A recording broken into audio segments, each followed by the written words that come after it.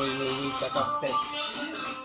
So nou pa mse mi lor men, sa son nouveau channel ke m vle kreye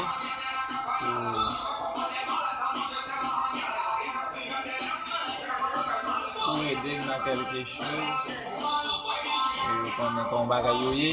Abonne avèk channel sa pou mwen, s'il vous plaît, mwen vin dine sa. So nou va regret ke, paske pou sa nou gen, pou nou la, nou gen pil feuilleton ki wal tombe sou channel sa. Gen, apè formé nou tout de tout sa ka pase. Depi sou nou channel la nou deja wè, tout bagay. Kompran? Channel sa a kreye pou divertissement. Nou la nou wal bo plezi, a lez. Bon, chaque monde qui apparaît sur channel là, nous dit bienvenue, nous dit merci tout, parce qu'on pourra l'abonner nous. So,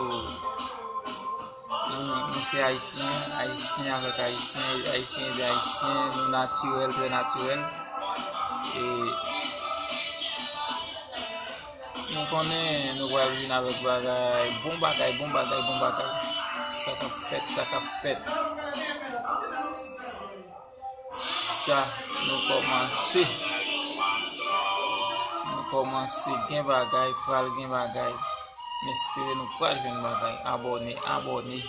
Merci frère Msem, nous-mêmes qui déjà attendez samedi avec pral commencer aider nous grandir channel ça.